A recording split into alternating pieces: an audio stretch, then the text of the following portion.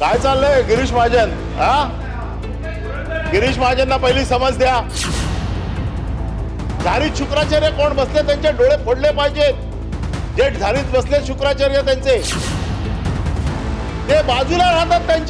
त्यांच्या बाजूचा स्वतःचा प्रोजेक्ट जर ते करू शकले नाहीत तर ते काय महाराष्ट्रात जाऊन सांगणार आहे की आम्ही महाराष्ट्रात एवढे प्रोजेक्ट करतो म्हणून. सभापती महोदय, एवढा महत्वाचा काय चाललंय गिरीश महाजन? गिरीश महाजनना पहिली समज द्या. डायरेक्ट लग्नावरून आलेत आणि इथे सभापती महोदय, श्रीकांत भारती यांनी अतिशय महत्वाच्या प्रश्नाला आज इथे वाचा फोडलेली आहे. माननीय पंतप्रधानांनी काय सांगितलंय की 2023 पर्यंत प्रत्येकाला घर मिळालं पाहिजे. मुख्यमंत्री काय म्हणतायत की प्रत्येकाला घर मिळालं पाहिजे. अरे ज्यांचं स्वतःचं घर आहे ते घरात ना बाहेर आहेत त्याला घर मिळत नाहीये, बाहेरच्याला तर काय मिळणार आहे. आणि हा जो प्रकल्प आहे हा प्रकल्प आम्हाला चांगला माहिती आहे आणि या प्रकल्पाचं म्हणजे सगळ्यांना टेकन फॉर ग्रांटेड घेतलेलं आहे. कोणाला कोण विचारतच नाहीये.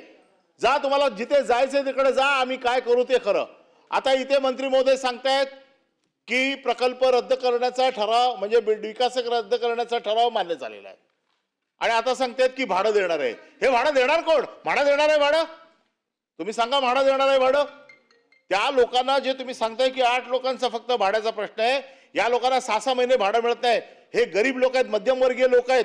हे भाड्याने दुसरीकडे राहतात. 2 महिन्याचं भाडं ठकलं की त्या लोकांना घरातनं बाहेर काढायची नोटीस येते.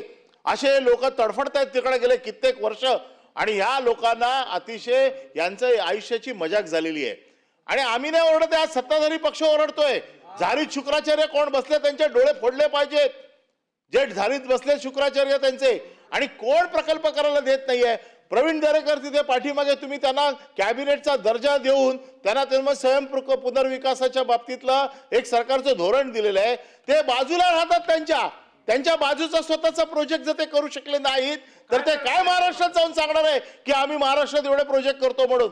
जे लोक जात आहेत त्यांना द्या, काहीतरी ह्याच्यामध्ये दिशा ठरवा. आज तिकडच्या लोकांना भाडं नाहीये. काही घरं बांधली, ही घरं कशी बांधली, काय झाली त्याच्यात भानगडी, किती वर्ष लागली याच्यात मी जात नाहीये. परंतु जे उरलेले लोक आहेत यांच्या बाबतीमध्ये आज गेले कित्येक वर्ष हा विषय चालू आहे आणि याच्या बाबतीतला ठोस निर्णय शासन कधी घेणार आहे? उत्तर तर आम्ही वाचलंय, उत्तरात आम्हाला माहिती आहे मंत्री महोदयांना ह्याची पूर्ण कल्पना नाहीये, पूर्ण ब्रीफिंग यांना झालेलं नाहीये असं माझं स्वतःचं मत आहे. त्याच्यामुळे याच्या संदर्भामध्ये कित्येक वेळा बैठका झाल्या, राज्यमंत्र्यांच्या बैठका झाल्या, निर्देश दिले गेले, मंत्र्यांनी निर्देश दिले, मानाच्या अध्यक्षांनी निर्देश दिले, कोण जुमानतच नाहीये. आणि जर असा जो कोण बेलगाम झालेला असेल तर त्याला लगाम घालण्यासाठी आपण काय कारवाई करणार? त्याच्यावरती तुम्ही विकासक रद्द केला, मान्य आहे, विकासक रद्द केला तर दुसरा कोण विकासक? तुम्ही सीएनडी मध्ये आणणारा का प्रोजेक्ट? आज तुम्ही सगळे प्रोजेक्ट म्हाडाच्या सीएनडी मध्ये द्यायला सुरुवात केलाय. काहीतरी ठोस आश्वासन द्या ना आम्हाला की आम्ही हे करतोय म्हणून आणि या लोकांना इतक्या दिवसात घरं मिळतील म्हणून. काहीतरी अपेक्षा आहे. करू, बघू, सांगू, विचारात घेऊ, 3 महिन्यानंतर बघू काय चाललंय. ठोस निर्णय पाहिजे, नाहीतर हा प्रश्न राखून ठेवा पुन्हा एकदा. मंत्री महोदय, लास्ट एक ऍडिशन करायचं, फक्त ऍडिशन आहे तुमच्या विषयावर, फक्त ऍडिशन आहे. सभापती महोदय, माननीय मंत्री महोदयांनी सांगितलं की 1 एप्रिल पासून तो करणार. एक तर हे आश्चर्यच आहे की याच्या अगोदर त्यांनी 10 वेळा कमिटमेंट केलाय, ते केले आणि त्याची हिस्ट्री पाहिली पाहिजे.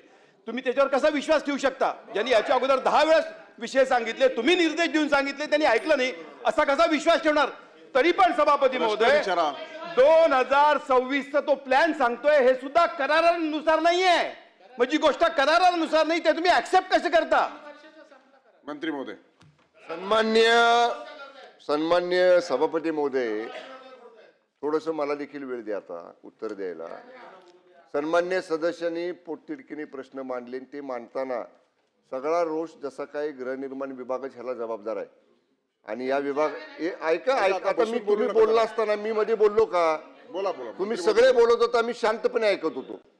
म्हणजे फक्त भाडेकऱ्यांचं ह्यांचं सगळ्यांचा कळवळा सन्मान्य सदस्यांना नाही, सरकारला नाही असं नाही का अध्यक्ष महोदय? आम्हाला सुद्धा आहे ना.